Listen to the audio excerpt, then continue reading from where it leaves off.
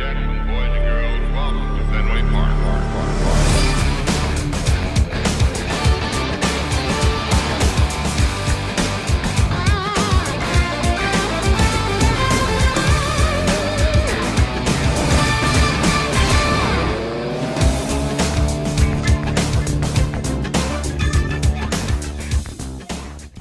Welcome to Boston Territory, ladies and gentlemen. Breaking news into the desk. Ranger Suarez heading to the Red Sox. The Red Sox make a big signing after the complete mishap of Alex Bregman going to the Cubs. The Red Sox really shot themselves in the foot over that one, but this is the first step in making up for it. And, I'll say right off the bat, I like Ranger Suarez. I've been a big fan of him, especially in the postseason. There's a couple of things I'm a little about with Suarez, but overall, I do like this move. And you know what?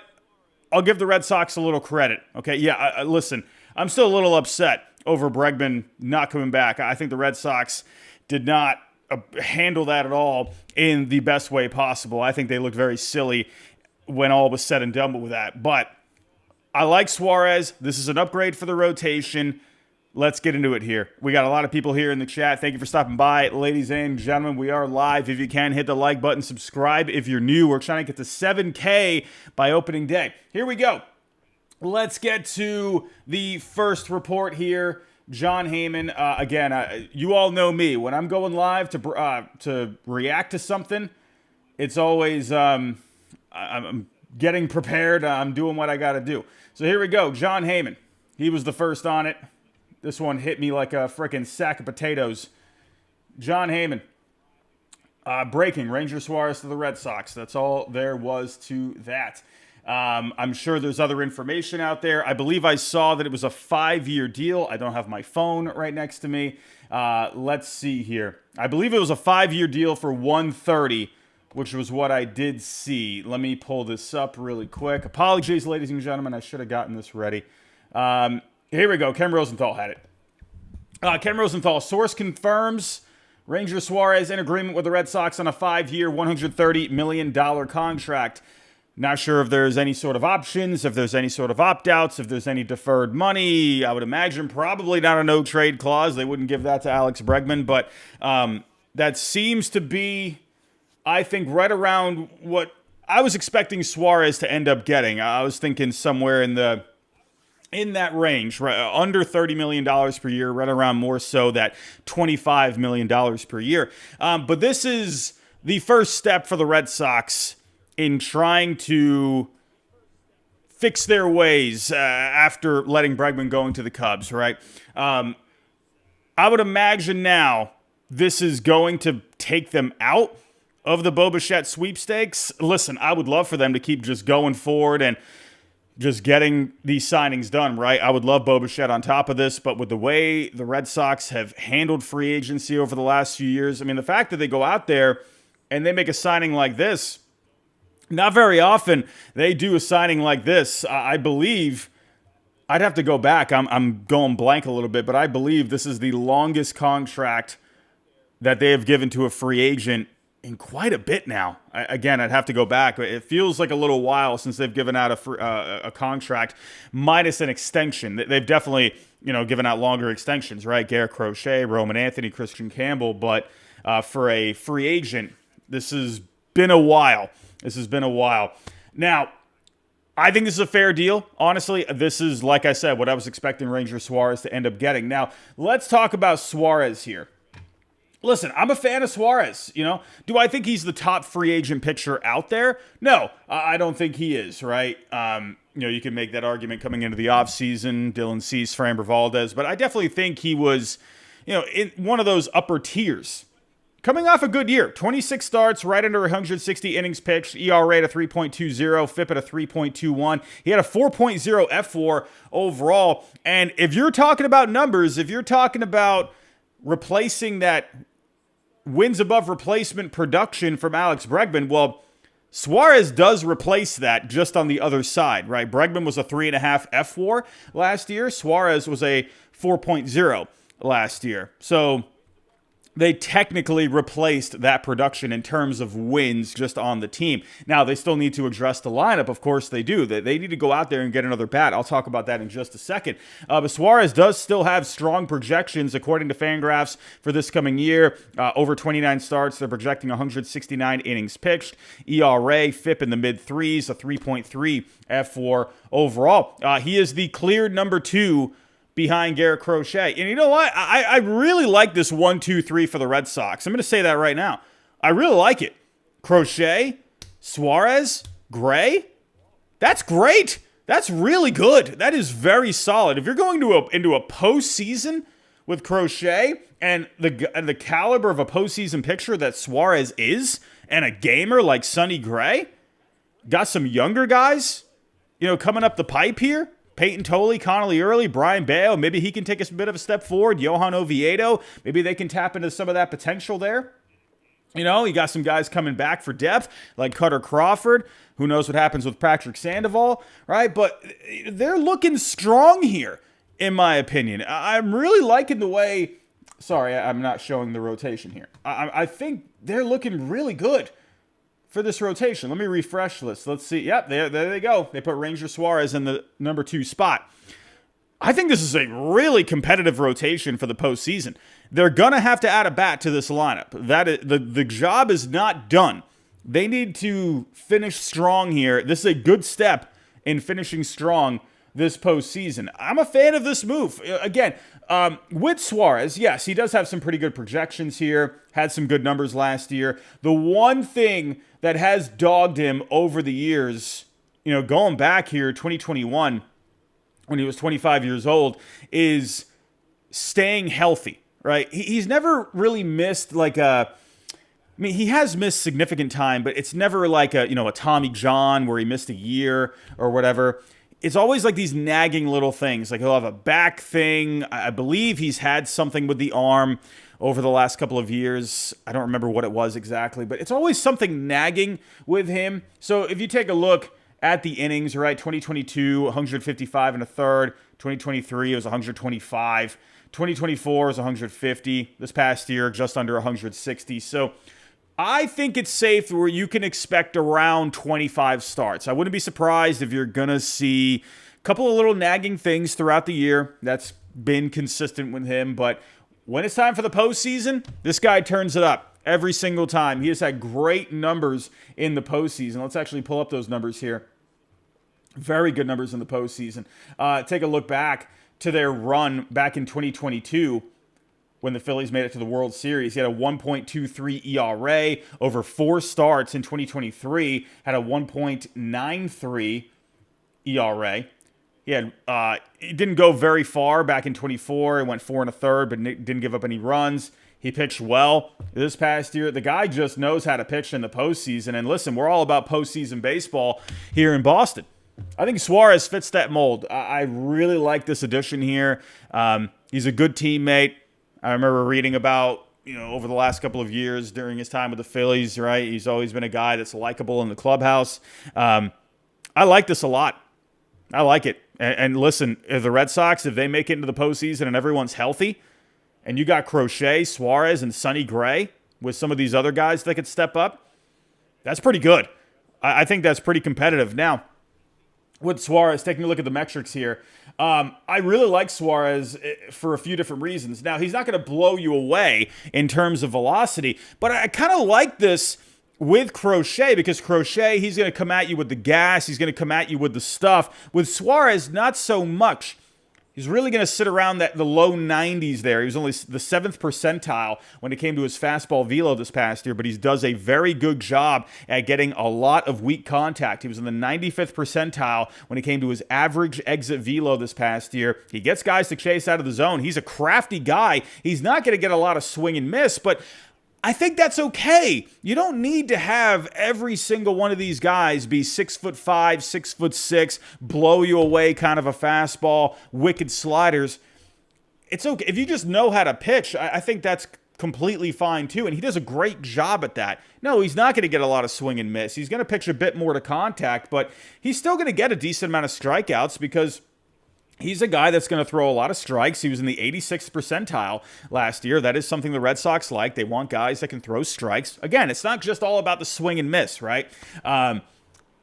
He's going to limit the contact by a bunch. Like I already said, average exit velo, 95th percentile, barrel percentage in the 89th percentile, 98th percentile when it came to the hard hit percentage. He's going to get a good amount of ground balls as well. Again, he doesn't fit that moose-like kind of profile that we've been talking about this offseason. That's okay, though. The Red Sox, there's some other guys out there that they like as well. They want guys that can throw strikes and control a game and control the strike zone, right? Suarez brings that to the table, and I think that's some nice differentiation, especially if you're going into a postseason. You go game one with Crochet, who's going to blow you away, and then you go with a really crafty guy like Ranger Suarez, right? It's just a nice differentiation, in my opinion. Really like it a lot. Big fan of this, but they are going to have to make another move at the end of the day. Now, taking a look at Suarez when it comes to the pitch repertoire, and as you can see here, he's had a lot of success with a bunch of different pitches. He's going to come at you with the sinker most of the time. He's going to throw a really good changeup. He's going to throw a very good curveball as well. He'll mix in some cutters. He just has a lot of different pitches that he can play with. He's a tough AB. He's very good against the lefties. I like it a lot, man. Big fan of this. I think this is a guy who wants to go out there and win. He's a competitor. That's the kind of guy you want in Boston, right? You want just a gritty kind of a guy that's going to go out there and compete. And I like this a lot for the Red Sox overall. It's a nice-looking rotation, if you ask me. As of right now, it's projected to be Crochet, Suarez, Gray, Brian Bayo in the 4 spot, Johan Oviedo in the 5 spot. Now, the question is, you kind of wonder here. You do kind of wonder. You got a lot of pitchers here, right? You got a lot of guys in the fold, right? Cutter Crawford, he should be good to go here in 2026. Patrick Sandoval coming back. Peyton Tolley, Connolly early, right? Don't forget about some other guys like Cal Harrison, Jake Bennett, who they brought in. Bennett's going to be a little further away. I shouldn't even say him. Guys like David Sandlin. So you do wonder, how they're going to fit all these guys. You almost wonder if there could be another sort of a trade, I don't know. I was thinking about Brian Bayo as a possible trade chip at one point. I don't know, though. He was at Fenway Fest.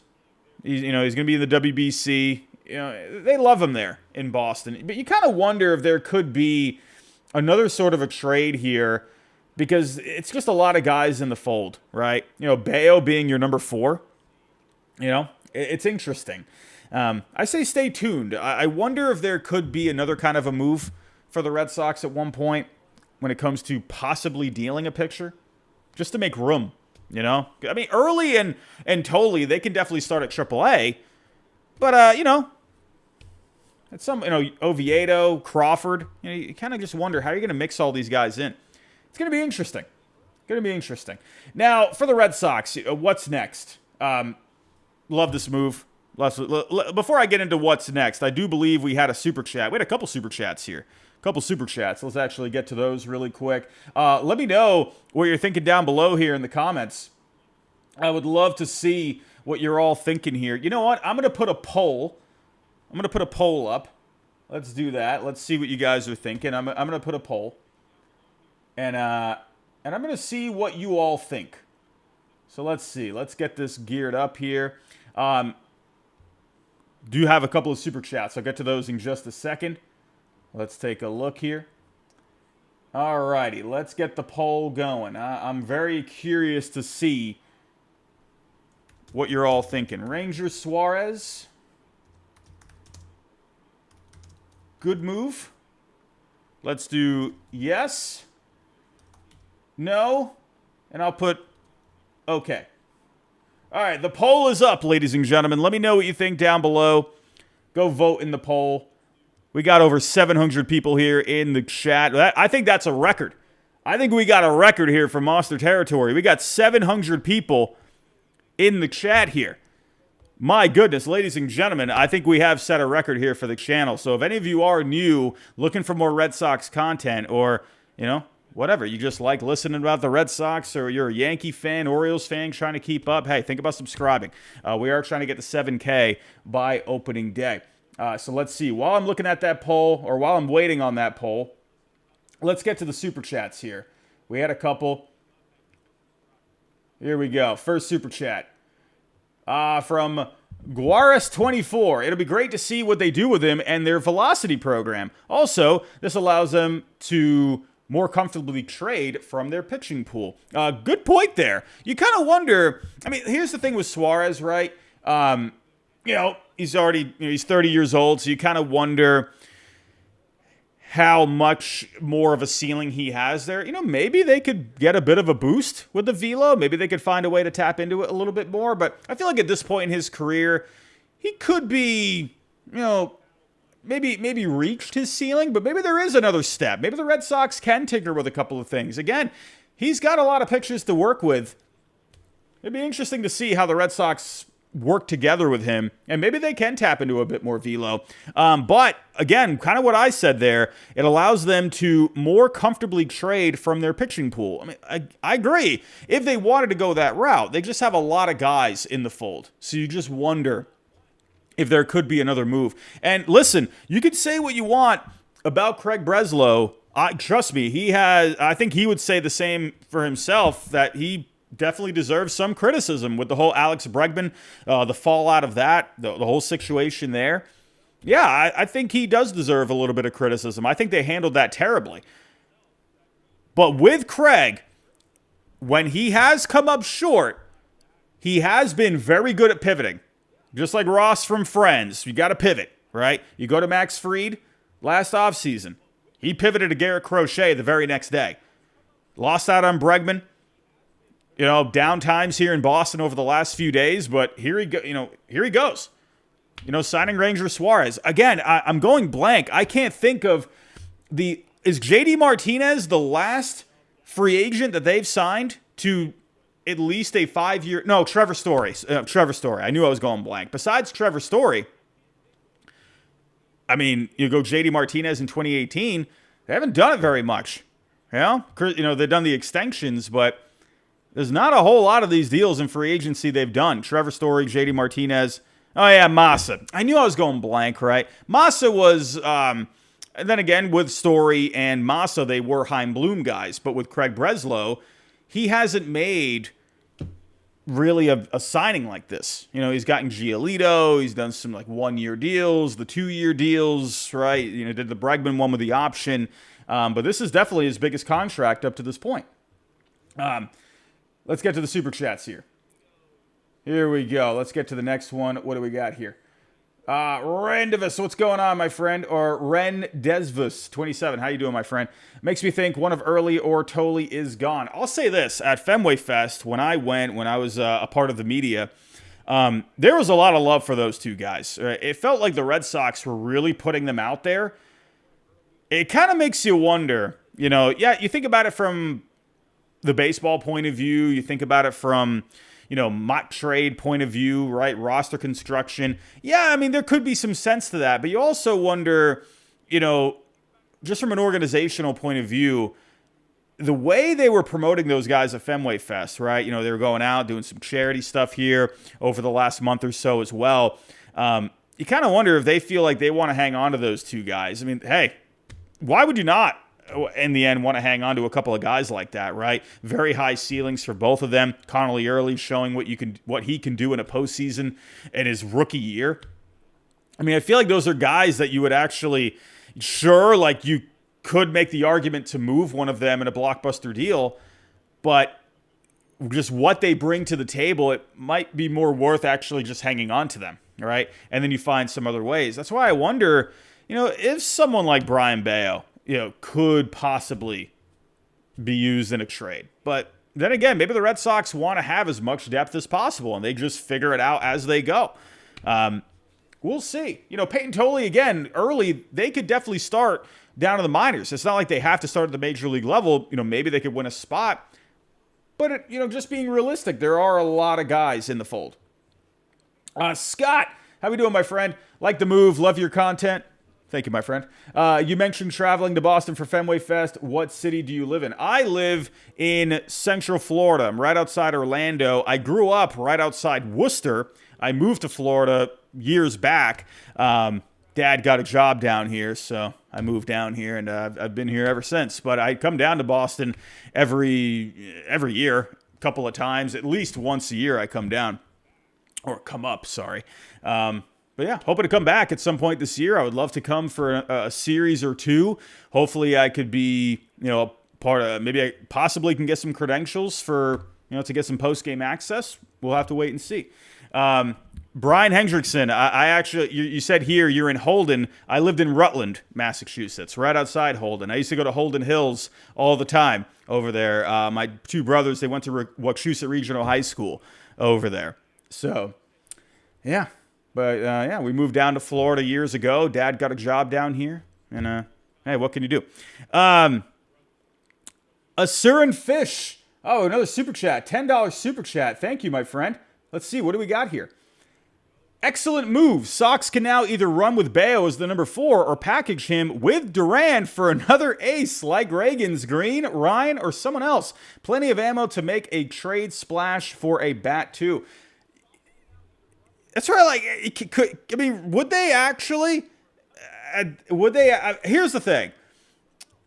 You could maybe think about that possibility, right? Could another guy be on the table here? Could the Red Sox look to build like a super rotation kind of a thing where Sonny Gray is your number 4? Could you imagine some kind of a setup with Crochet, Reagan's, Suarez, Gray, and then whoever's in the 5 spot? I mean, holy cow, that'd be amazing. But I will say this. Now that they're not bringing back Bregman, obviously, you kind of wonder if they probably would like to hang on to Duran at this point. They need to add a bat now. I think if they had brought back Bregman and they were in a position to maybe trade for another bat, maybe you could have had that conversation, right? But I think now you need to keep as much offense as possible after losing Bregman. So let's get to some bats here. Thank you so much for the super chat. So now that the Red Sox have signed Ranger Suarez, how are they going to go about getting another bat? That's interesting. Do they go back out into free agency and spend more money? Or do they go make a trade for an arbitration kind of a guy? If you think about Bregman's salary, right around 30 to 35 million or so. Well, Suarez, what is that going to be now? 26 million per year? Yeah, so Suarez is at 26 on the AAV. So if you're looking at, say, just a rough number, 32 million for Bregman, well, now 26 of that has gone to Ranger. And so now maybe you can go get someone around that range. Isaac Paredes, he is going to be making a bit more than that in arbitration, but you kind of wonder if that's who it's going to be. I mean, Hermit Rob 5481, you're talking about, you're saying spend money, laughing emoji, laughing emoji, laughing emoji. They just spent money. They just signed a guy, 5 years, 130. We can't be laughing at it. We cannot be laughing at it. They just spent the money. I mean, yes, it's not Bregman, but they spent the money. So we can't really, there we go. They signed a free agent. They did it. Finally, crying out loud. But you kind of wonder if that is the direction they're going to go to replace Bregman's $30-ish million salary. Is that going to be it? A free agent starter and an arbitration bat. So Paredes possibly. I mean, if you're looking for a right-handed hitter, I think Paredes could be that guy, right? He can just slide into third base. Now, with his defense, it's not going to be amazing out there. So I don't know. You also kind of wonder, too, do they just lean into just building this amazing pitching staff, right? And do they just kind of go with what they got? I mean, do they go with Romy and David Hamilton as a platoon at second base? I mean, goodness gracious. I don't know if I'm really a fan of that. I don't know here. You kind of wonder what the next move is going to be. I've listed a few candidates. Well, Arenado's not going to happen now. But, Paredes, do they possibly take a look at someone like Donovan? Listen, I'm a big fan of Donovan. But they do have quite a few lefties in the lineup. So you kind of just wonder if that's the way they would like to go. I mean, listen, I'll say this. If they did bring in Donovan, if they found a way to jump into those sweepstakes, you know, if you had, Donovan's not great against lefties. So if he played the majority of time at second base and then Romy was up against the lefties, I mean, listen, I wouldn't hate that, really. And then he has versatility. He can move around. So maybe Donovan could be a guy. But then, if the Red Sox are going to spend more money, if they are going to take a step further here, could Eugenio Suarez be a guy? I think Wilson Contreras spoke with the media today for the first time. I think someone asked him, hey, you trying to recruit Suarez to Boston possibly? I think Wilson was like, yeah, we'll see what we can do, But Suarez, he would bring a lot of pop there to the middle of the order. So you kind of just wonder. And I'll say this, I thank you. I see it in the chat here. If the Phillies were to acquire Bo Bichette, I know a lot of people might not like this, but if Bo Bichette ends up going to the Phillies, where he's got a good relationship with Don Mattingly, hometown, right outside their spring training complex, got a whole bunch of dudes over there, do the Red Sox maybe make a move for Alec Bohm? You kind of wonder. Right-handed bat, had some injuries last year. I feel like a guy that hasn't fully hit his potential. And the Red Sox, they've spoken about this in the past where they like to try and, get guys that they can put into their system, maybe tap into a little bit more, right? You kind of wonder if Bohm could be a possibility here. I don't know. It's interesting because I think the Phillies are going to have to move him if they end up getting Bo. Now, I'll say this. I would love to get Bo, just keep this going. Go sign Ranger, go sign Bo as well. Who knows? Maybe the Red Sox got a wake-up call. I'm going to doubt that one. Maybe they got a bit of a wake-up call, and they're like, you know what? Everyone's trashing on us for not bringing back Bregman. But you know what? We're going to go get Suarez. We're going to go get Bo. Maybe all of a sudden they've got a fire up their heinies. Maybe they end up doing something. I doubt that. I think based off of the way they've operated, I would think a trade for a bat, or maybe you could sign Suarez is likely. But, I wonder if Bohm could be a possibility. A guy that does get on base, pretty solid batting average, hit 287 last year. It's just more so tapping into that power.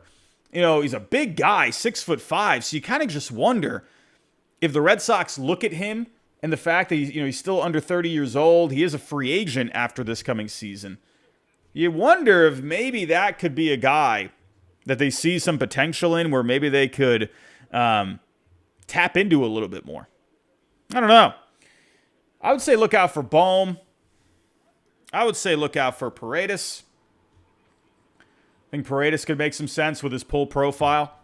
And with the Astros, they do got a lot of guys in the mix. I think it would be better for them to move Christian Walker if they can. But at the end of the day, it takes two to tango. You're going to have to find a team to take on the rest of his contract for the next couple of years.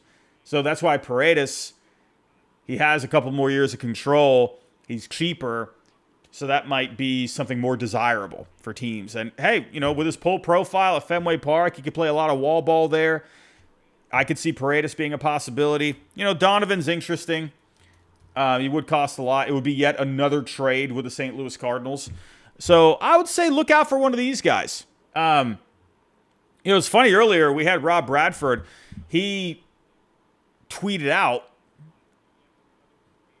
that the Red Sox were active in the trade market looking for, I'm paraphrasing, a bona fide 1 or 2 in the rotation. And it looks like they weren't able to get something done. So that's why they seemed like they pivoted here to Suarez. So that's where I think, okay, now they're going to go try in the trade market for a bat.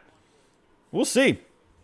That's what I'm thinking here. I think the Red Sox, their next move, I'm going to lean more towards trading for a bat. Maybe they could sign Suarez, but, their payroll. Let's take a look at the payroll here. Let's see. That addition, that's going to put them over 270, I believe. Their estimated luxury. Oh, no, they're right. Well, Fangraphs, they have it at 265.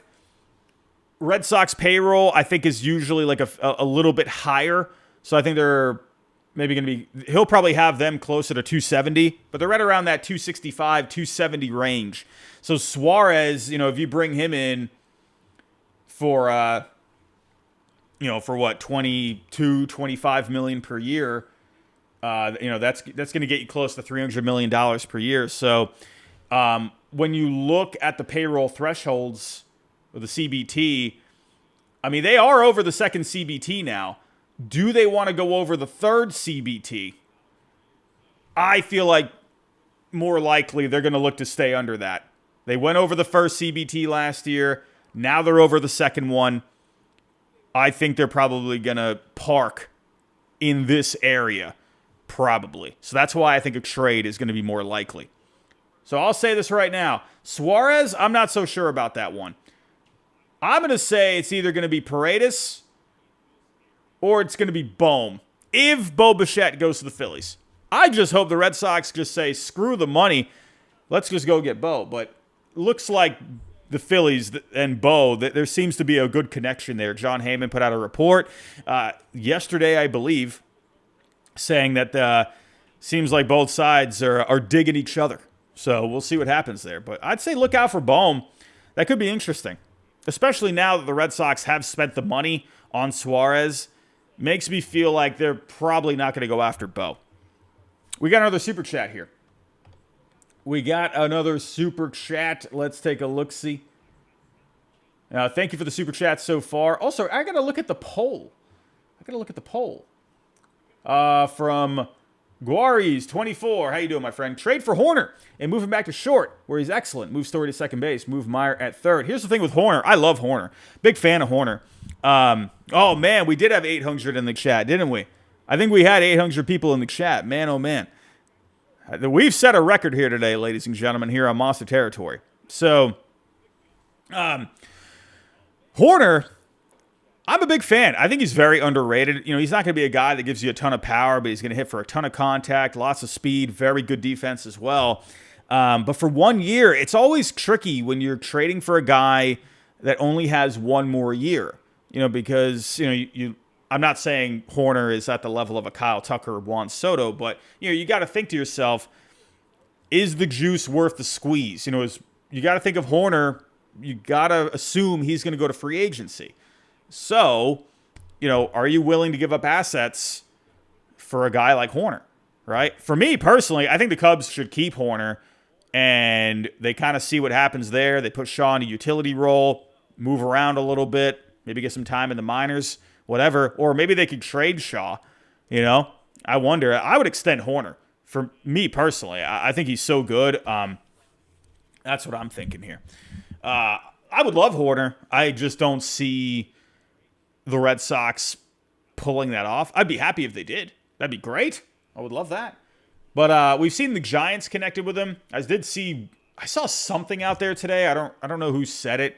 It could be just one of those fake troll accounts or whatever that just put stuff out there. But I saw that the Giants were trying to make something happen, and it wasn't really happening or something. I think Donovan's the better fit with the Giants, honestly, because he can play second base and right field, two weak spots for the Giants right now. So I like Donovan for the Giants. So the mighty Boston, 21-23.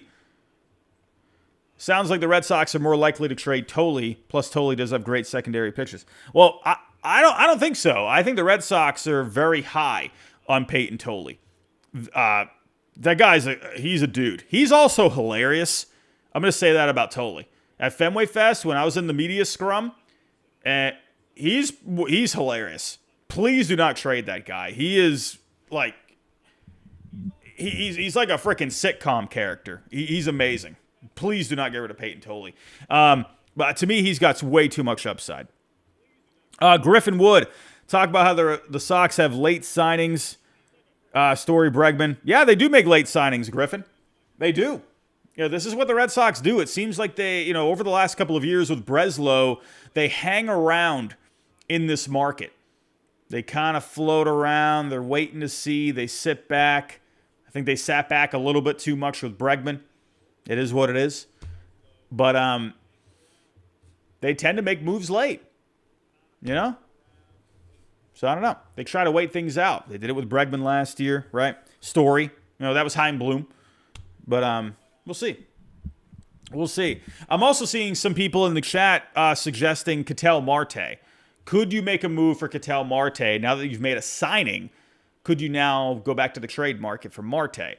I don't think the Diamondbacks are going to give him up. I think the only way they were going to give him up is if Bregman came to Arizona. And you're getting rid of too much offense right there. You're getting rid of too good of a player. I mean, Arizona, I mean, listen, I know they need to fill some needs when it comes to the pitching side, but at this point, I'm not using Marte to do that. Because how are you going to replace that production in the lineup? Wesley just got off work, loves this move. I like it.